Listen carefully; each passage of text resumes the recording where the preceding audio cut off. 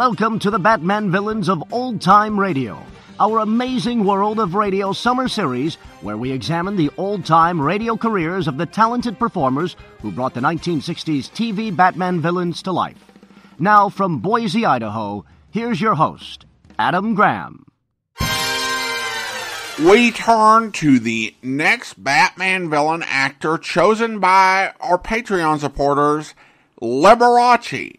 In the Season 2 two-parter, The Devil's Fingers and The Dead Ringers, Liberace plays the brilliant pianist Chandel and his evil twin brother Harry, who has blackmailed Chandel into a life of crime. Now, the one thing that is kind of different about this episode is that Liberace was not really an actor, despite what Wikipedia will tell you. He had a handful of appearances in TV shows and films, mostly as himself, or characters like Chandel that were loosely based on Liberace. However, Liberace had many talents. He was a great pianist with a pleasant singing voice. He could have had a good career with those gifts, but Liberace was a personality and a showman. His Vegas shows and TV shows were spectacles, and he was the highest paid entertainer on the planet for decades. But how would that all play out on Batman? We'll talk more about that at the end of the episode. But we should talk about Liberace's career and particularly how it intersected with radio. He began working in the 30s and rose up through the nightclubs. And he made a scattering of radio performances along the way during the 40s. But he'd really rise to stardom through television. His syndicated TV show launched in 1953, and that really put him on the map. And even though it was late in the golden age of radio, he began to make guest appearances on the significant surviving radio programs. He appeared on the Amos and Andy Music Hall, the Jack Benny Show, and what we're bringing you today, the Edgar Bergen Show with Charlie McCarthy from January 17th, 1954. Lanolin Plus brings you the Edgar Bergen Show with Charlie McCarthy.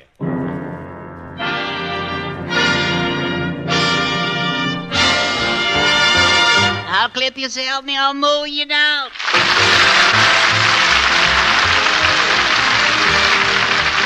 It's Sunday night, and time again for Edgar Bergen with Charlie McCarthy, Mortimer Snerd, and Ray Noble and his orchestra, brought to you transcribed by the makers of famous Lanolin Plus products for softer, more youthful-looking skin and lovelier, more manageable hair. Tonight, our guest is Liberace.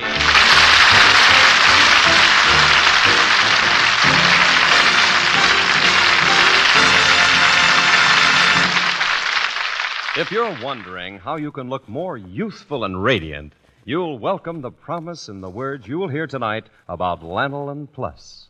Yes, its very name promises you new softness and smoothness for your skin and a lovely new luster for your hair. Even if your beauty's on a budget, you can have the very best. For most Lanolin Plus products cost such a tiny price. Only $1 and tax at all cosmetic counters.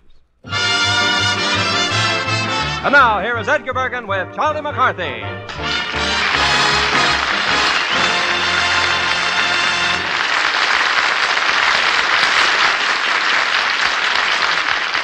Oh, if I had the wings of an angel. Yes, Charlie.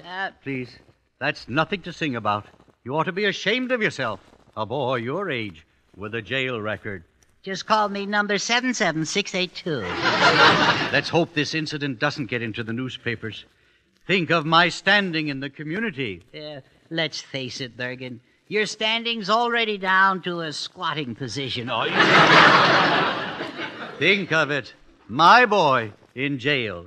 Let's not call it jail. I like to think of it as a home away from home. Yeah. Charlie, if you will tell me exactly what happened, I promise not to punish you.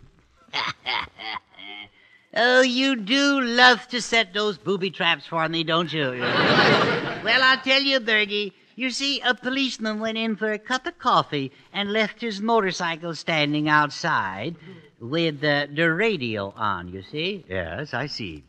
And? And a call came over saying a girl was locked out of her house, dressed only in her nightie, you see. Yeah. So you told the motor cop about it? No, I did not. I said to myself, I heard the call first, she's mine. Oh, no. She sounded like my type. Yeah. From that brief description? No, from her brief attire. Oh, I see. Well, so? So I felt it was my duty to take the motorcycle and investigate. When you're tempted like that, Charlie, you should always say, "Get thee behind me, Satan." I did. And he got on the jump seat and we rode off together. Oh, the siren was on and the throttle was open. Oh, gay life here. We rode through red, green, and yellow lights so fast, I thought I was in the Aurora Boris Karloff. Yeah. Oh, no, Charlie, that was wrong. Why didn't you listen to your conscience? Well, I couldn't. I was going faster than sound. Oh. Well, just how fast were you going? What did the speedometer hand show? It showed nothing. It was too busy holding on. Oh, stop. And then I heard the cops coming, so I hid behind a billboard. That was the wrong thing to do. Oh, it certainly was. Another cop was already hiding there. Yeah. Why, the stinker. All right, yeah. Then you were trapped. Yeah, he dragged me off my motorcycle, slapped handcuffs on me. So I decided there was only one thing to do. What was that? Turn myself in. Oh, I say, Edgar and Charles, I don't want to be inquisitive or nosy. Well, then why are you? No, but I've just heard the most wizard piece of gossip. Oh? Yeah, is it true that Charles is a jail fowl? Ray. Jail foul, yeah. Shake hands with number 77682. Oh, no. Yeah, you can call me by my nick number, 77. All right. Oh, but no, really, Charles, you shocked me. Yeah. Did you have a good reason for being in jail? The best. The door was locked. Yeah. Ray, did you ever do any time? Did I ever do what any time? Yeah. Oh, forget it. Oh. I got some advice for you, Ray. Yeah, huh? If there's ever a price on your head, Yes. take it. Charlie, you're treating this entirely too lightly. After all, do you want to be a criminal? Oh, I don't know. What's your proposition? Oh, do you realize that this cost me $20 to bail you out? Well, you're a sucker for paying it. They would have let me go anyway. They said I was a bad influence on the other criminals. All right.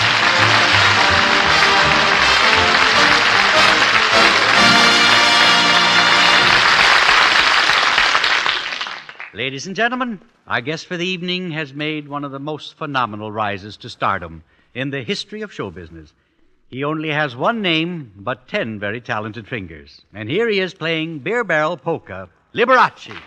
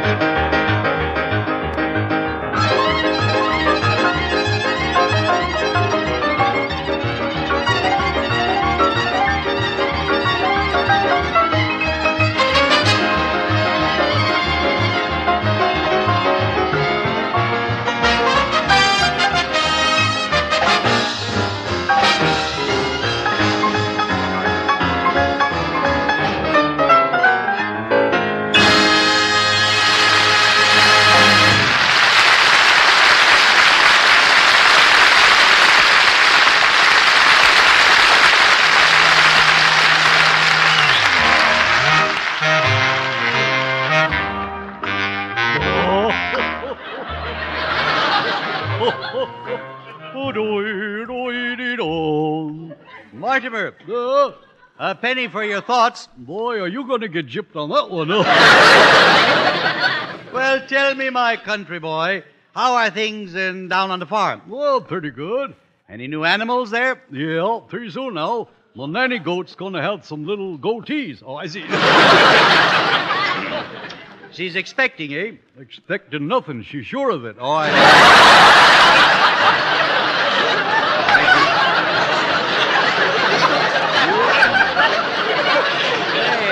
Hey, Mortimer, what's that you have in your hand? Well, which hand? There are two of them, you know. Yeah. Well, one hand is empty. Oh, well, in that one, I ain't got nothing. Well. But in this one, I got something I found. I found it in the street, and so I just picked it up. I see. Let me see it. Oh, yes. Yeah. Oh, yeah. It's one of those famous little statues of the three sitting figures. They're known as the three wise monkeys. Yeah? Yes. What good does it do them to be smart when they ain't got their health? What do you mean they haven't got their health? One's got a toothache, one's got an earache, and the other's got sore eyes. No. No, the three monkeys that form that little statue illustrate a very important lesson. Yeah? Yeah. Now, let's break it down. Okay, let's smash it all to pieces. Now, the first monkey always has his hands over his eyes. Do you know why? Well, of course, now, this is just a guess. That's all right. I'd say he's a nearsighted palm reader. No. No, I'll tell you. No. It's so he can see no evil. Oh, now, that's kind of purty. Yeah. So he can see no evil. I bet you 2-1 he peeks a little. No, he represents see no evil. In other words, he can't see anything that's bad. Well, he can't see anything that's good either. Well, we'll go on to the second monkey. Now, why does he have his hands over his ears? He's tired of listening to TV commercials. No. He represents hear no evil. You see, monkeys teach us not to be inquisitive about others. Well, then why are they always counting each other's fur? Well, And we go on to the next one. His hands are over his mouth. Do you know why? He's got a weak stomach. No. So the last one represents speak no evil. Now I want you to be just like those three monkeys. You mean with my hands over my eyes and ears and over my mouth? That's right. I'd need 6 hands for that. Yeah. You don't want a boy, you want a spider. Now, the next time you hear someone spreading gossip, what will you do, Mortimer? I'll hold my nose. Oh, no. Why? Because anybody who does a thing like that is a real stinker. Oh, I see.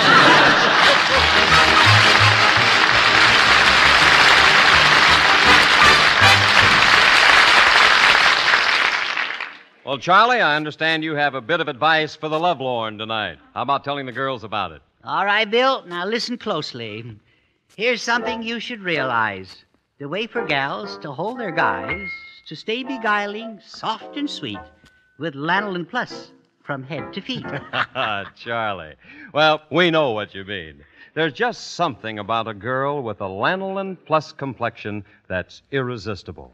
It's that lovely, soft smoothness that belies the year so wonderfully. You see, when you smooth in lanolin plus liquid, it penetrates and helps to replenish the precious oils that make your skin so much more youthful looking. And no wonder, for lanolin plus, with its beneficial esters and cholesterols, is the closest duplication of nature's own skin lubricants. You'll see, and so will he, what a difference this golden liquid will make in your complexion. And best of all, you'll feel different, knowing that your skin is more radiant, that tiny lines are less noticeable. Yes, your loveliness starts with lanolin plus liquid. So why don't you start using it tomorrow? There's a promise in its very name, lanolin plus. And you'll find the price surprisingly small, only $1 and tax at all cosmetic counters.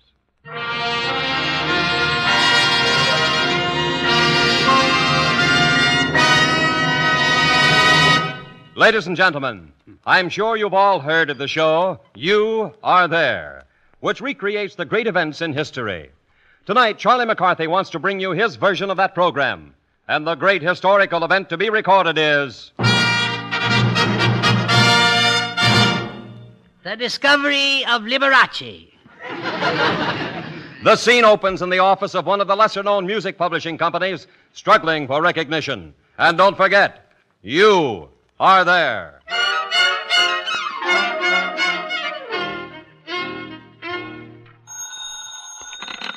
Hello, Charlie McCarthy Music Company, publishers of that new hit, the sheep song, You. Who's this? Peter Potter? Oh, no.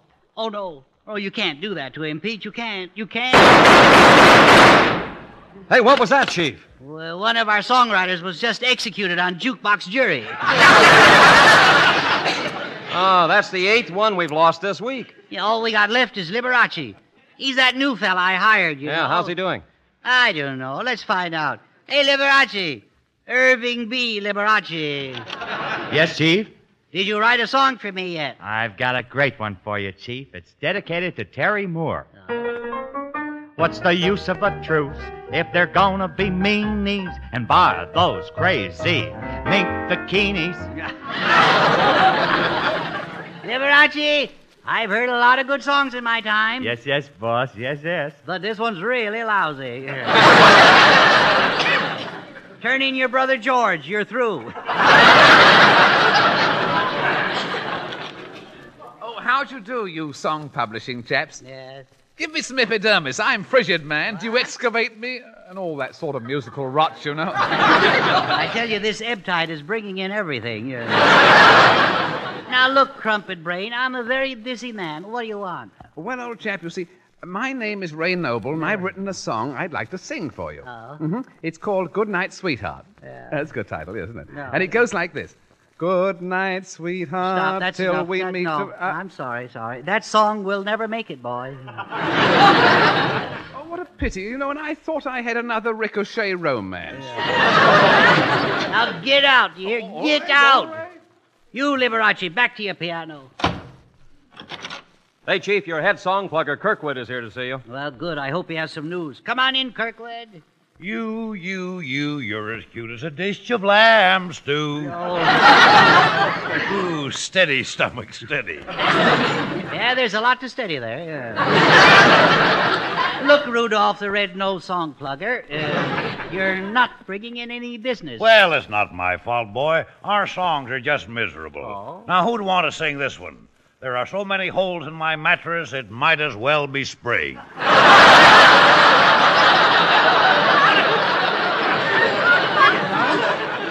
I still think it has something. How about those Western tunes you were supposed to take over to Gene Autry? Oh, I just couldn't do it to him, boy. You couldn't do it. What do you mean? Just look at these songs. Darling, will you come be my bride? It's cold in the stable since my Pinto died. Ooh, this is worse than taking the cure. Hey, Chief, I've got it. Well, play it. My heart says you love me. My head says that you don't. I'm waiting all the quiver till I hear from my liver.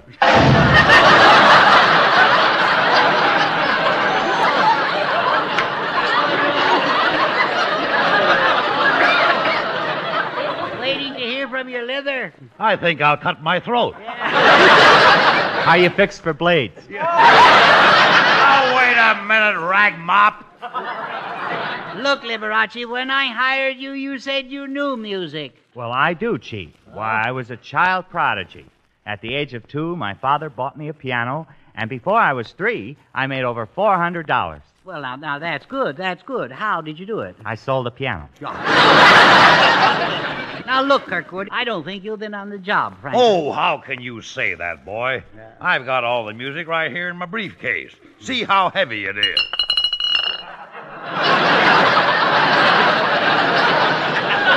What was that? I got some classical stuff in there, too. That was Beethoven's Fifth. It sounded more like the third movement from Cognac. Third movement from Cognac. You got a good ear, boy.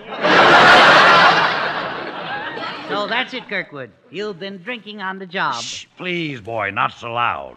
My poor old mother would be heartbroken if she found out about this. She would. Sure, it's her bottle. Oh.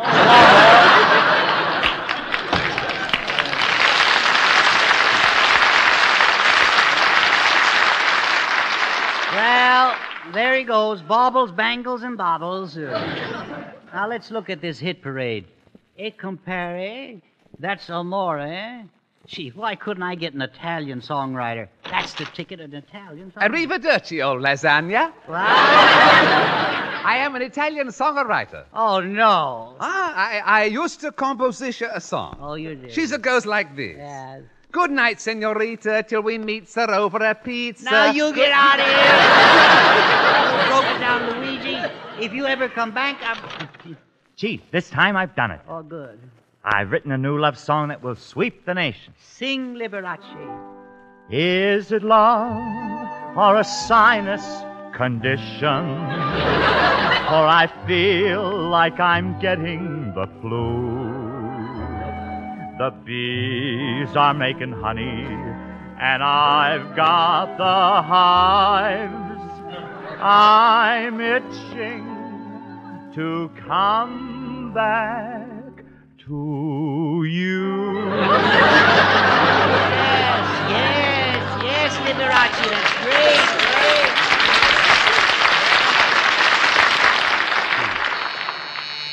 Oh, excuse me, Chief, but Peaches Hutton, the red-headed bombshell, is here to see you. Oh, the famous singing star. Send her in, Libby. If she'll sing our new song, we're made. The red-headed bombshell. Wow, I bet she's dynamite. Oh, she is, yes. Pardon me, but could I have a seat? I'm bushed. You're the red-headed bombshell? That's right. I'm the bombshell. Oh. Of course, my fuse is just about shot. Yeah.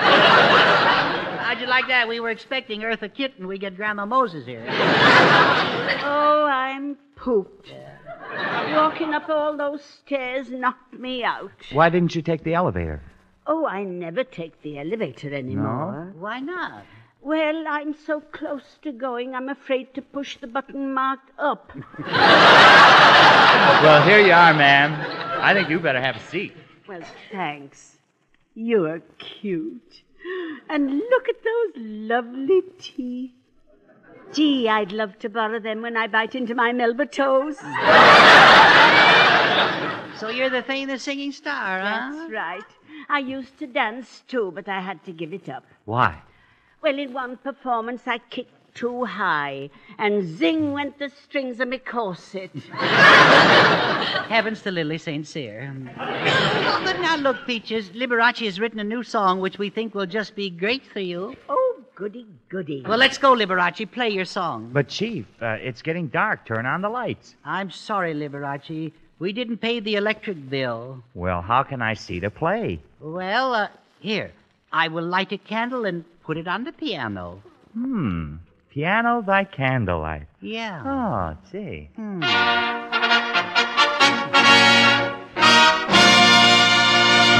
And there you are, folks. This was the beginning of Liberace, the candelabra maestro, the man who set music ahead 20 years and lighting back 50.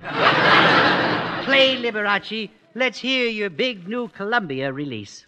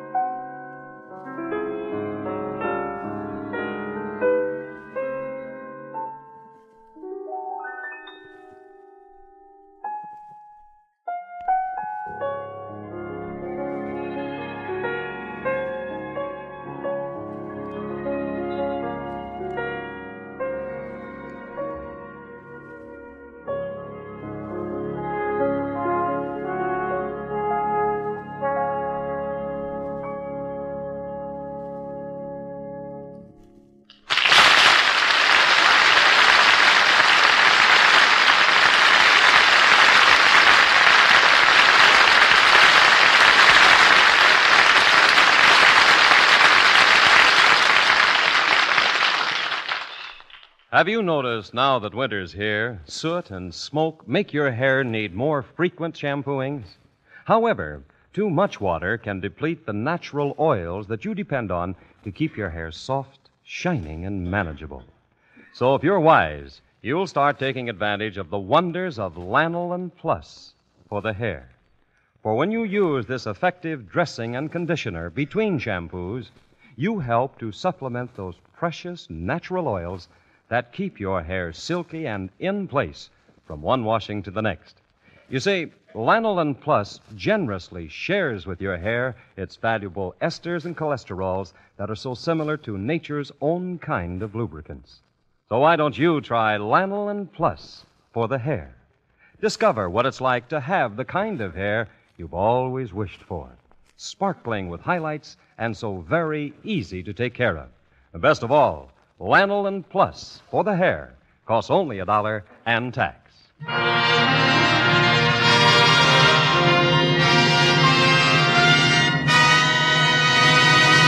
And now, here is Edgar Bergen. I would like to thank Liberace for joining us tonight. And before we go, here is our rural philosopher, Mortimer, with Snerd's words for the birds. Oh, donut holes are not fattening. Thank you, Mortimer. Until next Sunday, then good night, everyone.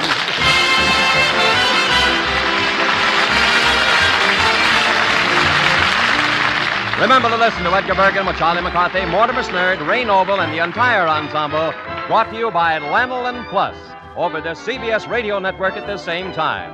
And remember, even if your beauty's on a budget, you get the very best when you get Lanolin Plus Cosmetics for lovelier skin and beautiful hair.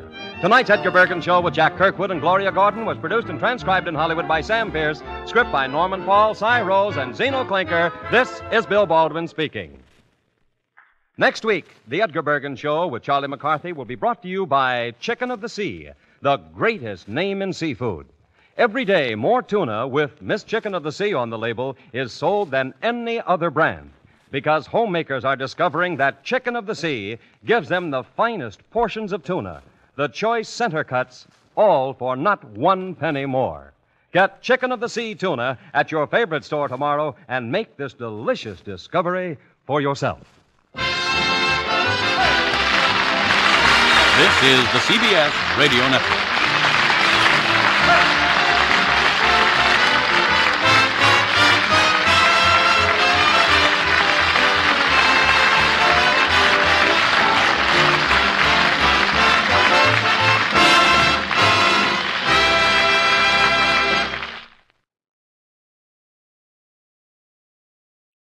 Welcome back. Well, I really enjoyed that. I think Bergen was in top form as all of his characters.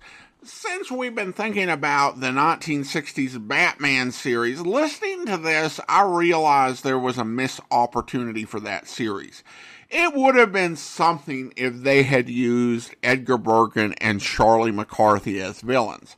Now, there's a Batman villain known as the Ventriloquist who wasn't actually introduced until the 80s in the comics, so didn't exist in the 60s. I'd have really loved to see a world where the Batman series in the 60s created the character and it was with Edgar Bergen and Charlie McCarthy. Listening to Charlie's tales of larceny, I think he definitely could have pulled it off. Other than that, I think the sketches were hilarious. I typically just tend to think that Edgar Bergen is just fine, but it really was in top form. I loved Mortimer Snerd taking on the three monkeys and raising a fairly good point about see no evil. The song plugging sketch was cute, and I think you also really got a good illustration of Liberace's musical talent in the two numbers that he performed.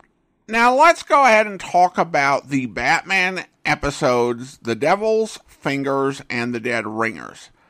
I didn't realize this when I was scheduling out these episodes, but this came directly after the Egghead story we talked about last week. It wasn't intentional, but kind of neat that worked out this way. I think it's fair to say that just the very setup for this episode posed some opportunities and challenges for the creative team. For one thing, Liberace was extremely popular, and there was an opportunity to bring in an even bigger audience than normal. These 2 episodes were the highest rated programs in the series. The plot is pretty simple. While Chandel is performing at Wayne Manor, he plays Scottish music, and 3 women dressed in kilts bust in, knock everyone out, and loot the mansion. Much to Commissioner Gordon's horror, when he calls headquarters and asks to be tied into the headlines, Alfred, who had to race out of the living room into the study to answer the phone, picks up and informs them that Batman is unavailable, which means that the Gotham City police actually have to solve this crime by themselves. Abject panic from both the commissioner and police chief. We quickly learn that Chandel is behind it and that he is working with the 3 women named Doe, Ray, and Mimi, and having the criminal code name Fingers. Chandel was blackmailed into a life of crime by his evil twin brother because Chandel used a player piano for a White House concert to cover an injury. This is where the challenge comes in with Liberace's acting. Certainly, he's not up to really playing a double part. He tries to make a gruff voice, which he doesn't use consistently for Harry, but that's about it. However, I think the writers do a really good job of working around the limitations on Liberace. Because, of course, Batman could be over the top and ridiculous, so that gave Chandel and Larry lines to play with. But back to that first episode. The Gotham police respond to the robbery at Wayne Manor by taking fingerprints from everyone attending Chandel's concert and stationing police officers with machine guns in the luxury box sets at the concert. Which to me comes off as a bit of a satire of random tough security measures. Like, we're doing this to show that we're taking this seriously, whether this would actually do anything or not.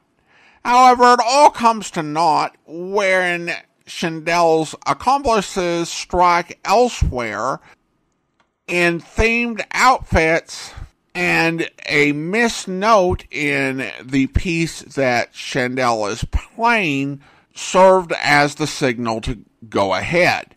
But unfortunately for the villains, Bruce Wayne was listening on a portable radio while on a hunting trip and noticed the incorrect note and decided this meant something was afoot, and he and Robin come back from their vacations. Chandel connives with Harry to do away with Batman once they find out he's back. So immediately after a date with Aunt Harriet, Chandel hits himself on the head with a glass bottle of root beer, knocking himself out. And when the Cape Crusaders revive him, he claims it was done by his brother Harry, who Chandel tells is at a piano roll factory. They fight Harry's henchmen, known as the Piano Movers, with the dynamic duo being sabotaged in the fight by Do, Ray, and Mimi taking advantage of what gentlemen they are.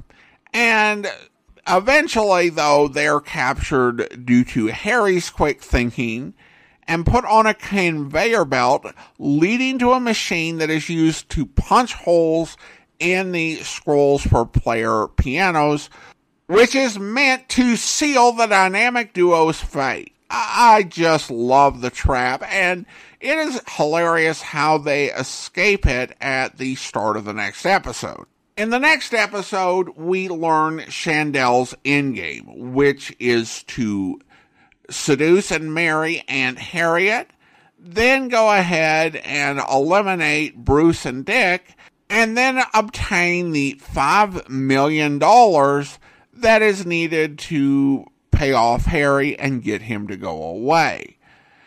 Batman deduces this in one of the show's most outrageous deduction scenes where he and Dick practically have a joint flashback of Chandel playing the piano several years ago at the White House concert and realize that it was a player piano.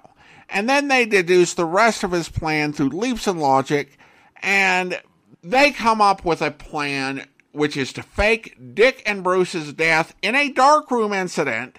However, the criminals are not happy with Chandel's plan. Do, Ray, and Mimi are upset because their whole criminal shtick is tied to him. Plus, Harry doesn't like the fact that before Chandel is able to give him the money, the estates have to go through probate, which, given all of the crazy stuff that happens in Batman, this is one of those rare instances of the series bowing to reality.